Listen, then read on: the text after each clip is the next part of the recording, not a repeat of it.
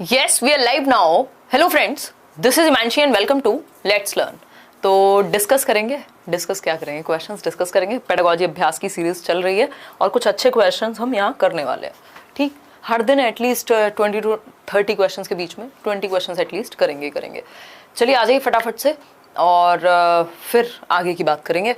ठीक, पढ़ाई आप कर रहे होंगे अपनी कॉन्टिन्यूसली, थोड़ा बहुत ब्रेक बीच में आ जाता है, बट कोशिश पूरी ऐसी ही है कि मंडे टू फ्राइडे ले पाएँ, है ना। अभी कुछ काम निपट गए हैं तो पढ़ाई वापस से करते हैं। लाइक शेयर सब्सक्राइब आप कर दीजिएगा अगर ये सेशन आपको पसंद आए, कहीं पे हेल्प करे, है ना, या कुछ भी आपको सीखने को मिले। ये जो पीडीएफ हैं या सारी पीडीएफ आपको Telegram channel let's learn squad पर मिल जाएंगी। फेक चैनल्स बहुत सारे बने हुए हैं तो ध्यान से ज्वाइन कीजिएगा। 5,18,000 या 14,000 के समथिंग हम लोग वहाँ हैं। क्वेश्चन नंबर 1 पढ़िएगा एक बार। थोड़े नए ज़माने के क्वेश्चंस हैं जो पैटर्न चेंज हो करके क्वेश्चंस आने लगे हैं आजकल। ठीक, और क्वेश्चन नंबर 1 कहता है आपका, पढ़िए फटाफट से। क्वेश्चन नंबर 1 में एक है असर्शन यानी स्टेटमेंट कह देते हैं, इनको हम स्टेटमेंट और रीजन वाले क्वेश्चन कहते हैं। एक तरफ ए फॉर असर्शन और रीजन, यानी एक स्टेटमेंट दिया हुआ है, एक असर्शन दिया हुआ है, एक अभिकथन दिया हुआ है और उसके नीचे रीजन क्या है वो आपको बताना है। सॉरी, फोन हटा लो वहां से, वॉइस में वो हो सकता है, साइड में रख दो जी। देखिए एक बार, अगर हम बात करें before starting teaching of a new concept, a teacher should review prerequisite knowledge. This will help students bring to mind the information they will need to understand new concept. यानी कि जब टीचर एक नया कॉन्सेप्ट पढ़ाने जाए तो वो review कर ले जो बहुत ही जरूरी या पूर्व अपेक्षित प्रीरिक्विजिट जो जरूरी है कि किसी एक टॉपिक को पढ़ाने के लिए एटलीस्ट अगर डेवलपमेंट के बाद आपको इमोशनल डेवलपमेंट पढ़ाया जा रहा है तो एटलीस्ट आपको पता हो कि डेवलपमेंट क्या है। तो वो जानना एक टीचर का कुछ भी नया पढ़ाने से पहले जरूरी है कि इससे पहले की जो रिक्वायर्ड नॉलेज है वो बच्चे को है कि नहीं है। इससे क्या होगा, to mind the information they will need to understand new concept, कि उनके पास वो इंफॉर्मेशन अगर होगी पहले से जो नए कॉन्सेप्ट को समझने के लिए जरूरी है। स्पाइरल करिकुलम बोलते हैं ना हम, जब एक चीज दूसरी चीज से रिलेटेड होती है, बिल्ड ऑन होती है एक चीज पे। ठीक है बात। फिर आता है रीजन। इसका रीजन क्या है, Corporal punishment should not be practiced as a strategy to rectify the undesirable behavior of learners. कि अगर बच्चे कुछ अनअपेक्षित व्यवहार करें तो कॉर्पोरल पनिशमेंट यानी उनको मुर्गा मुर्गी डंडा ये सब पिटाई विटाई नहीं होनी चाहिए। दोनों बातें कहीं की है ना, एक कहीं की कह रहा है, दूसरी बात कहीं और की चल रही है। मतलब रीजन जो है इस चीज का, देखते हैं कितने % लोगों ने सही आंसर दिया है, एक बार दिखाओ। हाँ, तो अगर हम बात करें 52% लोग कह रहे हैं ए ऑप्शन। यही हमारी गलती है कि जब हम प्रॉपर पढ़ते नहीं है चीजों को, है ना, आते हुए भी क्वेश्चन गलत करेंगे। अगर आप सिर्फ 26% लोग आंसर सही दे रहे हैं जो कि बी है। देखते हैं एक बार, both A and R are true. ठीक है, R is the correct explanation. देखो ये यहां से गलत हो गया, यहां तक ये ठीक था कि अपनी जगह पे ए की भी बात ठीक है और आर की भी बात ठीक है, लेकिन आर जो है वो करेक्ट एक्सप्लेनेशन नहीं है ए का। दैट मीन्स करेक्ट रीजन नहीं है। स्टेटमेंट ऊपर है, रीजन नीचे है। पूछा है कि इस स्टेटमेंट का ये रीजन हो सकता है कि नहीं। तो स्टेटमेंट क्या था कि बच्चे को पहले से कुछ नॉलेज होनी चाहिए जो आप पढ़ाने जा रहे हैं, इस चीज को आप टेस्ट कर लीजिए। दूसरी बात ये है कि कॉर्पोरल पनिशमेंट मत दो बच्चे को अगर वो इनएप्रोप्रिएट बिहेवियर करे तो। दोनों बातें अलग कहानियां गा रही हैं। जो स्टेटमेंट ए है या असर्शन है उसके बारे में नहीं बताया। रीजन जो है ये ए का रीजन नहीं कि इसलिए नॉलेज को चेक करो, ऐसा तो बताया ही नहीं है कुछ। दैट मीन्स गड़बड़ हो गई और आंसर आपने गलत कर दिया। Both A and R are true but R is not the correct explanation of A. ये बात सही है कि अपनी अपनी जगह पे जो असर्शन है वो बात भी सही है और रीजन की भी बात सही है कि बच्चे को कॉर्पोरल पनिशमेंट नहीं दी जानी चाहिए, लेकिन जो रीजन है ए का वो सही नहीं है। R is not the correct explanation of A को एक्सप्लेन नहीं करता आर। इस चीज को समझना बहुत जरूरी है, नहीं तो हमारे आंसर्स गलत होते रहेंगे। A is true but R is false, ऐसा नहीं है, दोनों ही बातें सही है, बट आर जो है वो सही स्टेटमेंट नहीं है, सही एक्सप्लेनेशन नहीं है फॉर ए। ये हमें ध्यान में रखना है। तो B option is the right answer, ना कि ए। आगे बढ़ेंगे क्वेश्चन नंबर 2 पे।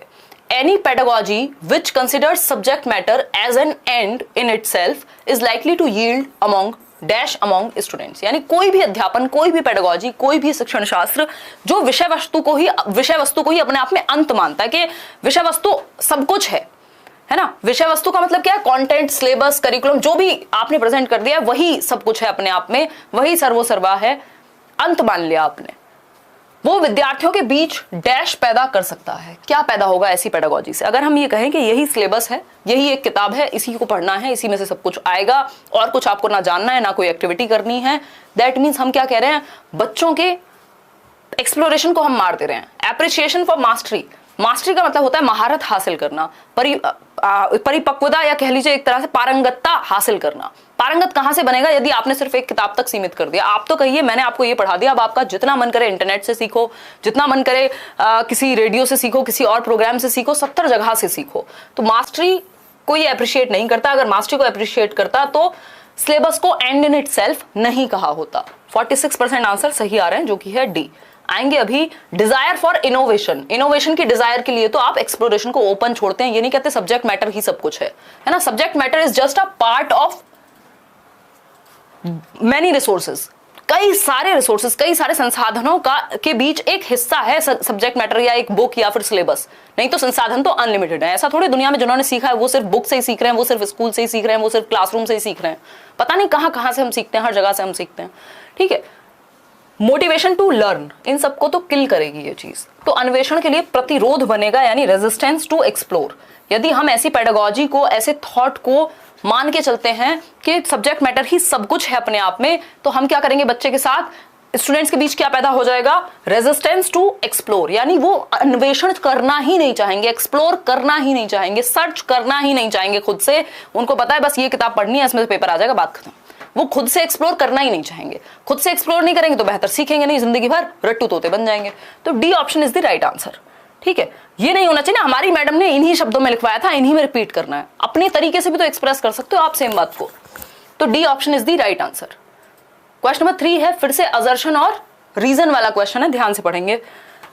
असर्शन यानी स्टेटमेंट है एक, student should be taught self regulatory knowledge about when, where and why to use variations learning strategies. यानी बच्चों को सेल्फ रेगुलेटरी नॉलेज होनी चाहिए, यानी वो खुद को रेगुलेट कर सकें, जहां पे उनको पता हो कि कहां, कब, कैसे, कौन सी लर्निंग स्ट्रेटजी को, अधिगम तकनीक को यूज करना है, कहां हमें किस तरह से समझना है, कहां नोट्स बनाने हैं, कहां कैसे समझना है, कौन से एग्जांपल्स यूज करने हैं, किस जगह से पढ़ना है। ठीक है, रीजन क्या है इस चीज का कि बच्चे को लर्निंग स्ट्रेटजीज का पता होना चाहिए। रीजन दिया हुआ है, a learning strategy is more likely to be maintained and employed if students know when, where and why to use it।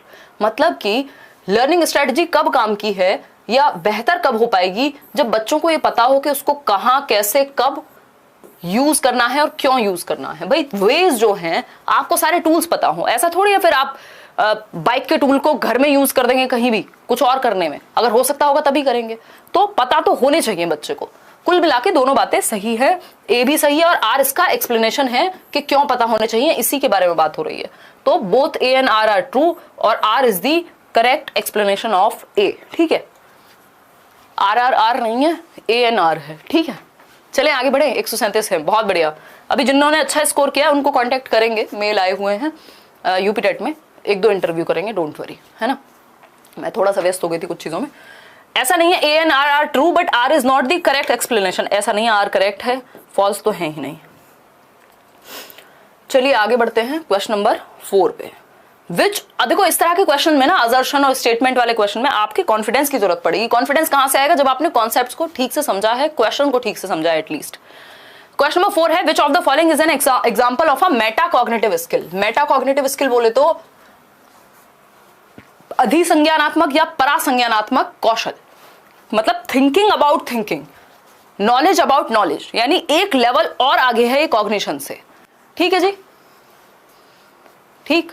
कोई कह रहा है मैम गांव में गेहूं काट रहे हैं। अच्छा, काट रहे हो, हाँ बिल्कुल कट रहे होंगे, अप्रैल चल रहा है और हमने काटे हैं गेहूं, अच्छे से पता है हमें। ठीक, चलो खैर आ जाओ। अगर हम बात करें विच of the following is an example of a metacognitive skill, बहुत ही इंजॉयबल प्रोसेस हो जाती है कई बार।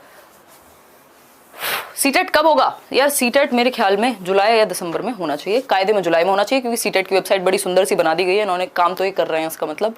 ठीक है, अब देखना कई लोग कहेंगे ये कौन सा रीजन है कि सीटेट की वेबसाइट सुंदर बन गई है। देखो सीटेट की वेबसाइट जब भी अपडेट होती है या कुछ भी काम चलता है, दैट मीन्स कुछ तो नया होने वाला है।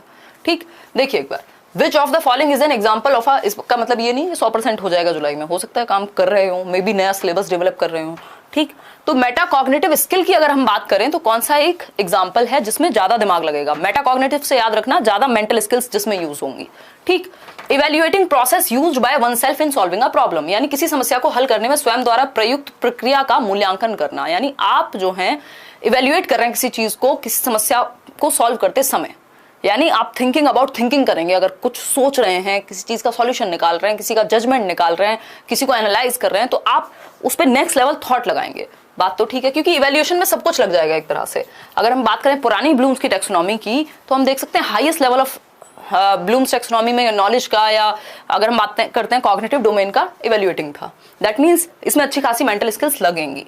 Identifying the difference between two pictures, ये बहुत इजी है, जस्ट क्लासिफाई करना है आपको, वर्गीकृत करना है, डिफरेंशिएट करना है दो पिक्चर्स के बीच में क्या अंतर क्या है। इसमें कोई बहुत बड़ी मेंटल स्किल नहीं लगने वाली, सिर्फ एनालिसिस लगेगा और कुछ भी नहीं। Knowing the chemical formula of methane, methane का केमिकल फॉर्मूला या सूत्र जानना, दैट मीन्स एक सिंपल प्रोसेस हो गई।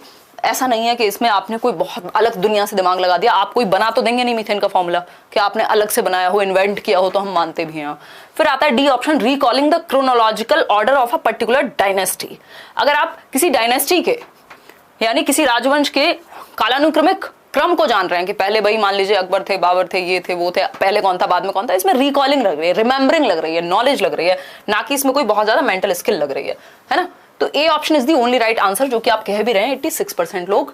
Evaluating process used by oneself in solving a problem, कि आप जब आकलन की प्रक्रिया का यूज करते हैं किसी समस्या को सॉल्व करने के लिए, खुद को 4 बार इवैल्यूएट करते हैं कि अच्छा ऐसा सोचा मैंने तो ये सही हो सकता है कि नहीं, अच्छा इसको ऐसे अप्लाई करूं तो इसका ये रेपरकशन हो सकता है, ये इसके पॉजिटिव्स हो सकते हैं, ये नेगेटिव हो सकते हैं, ऐसा हुआ तो ऐसा होगा। दैट मीन्स आप thinking about thinking, thinking of thinking, है ना, ये कर रहे हैं। आगे बढ़ते हैं, A option is the right answer.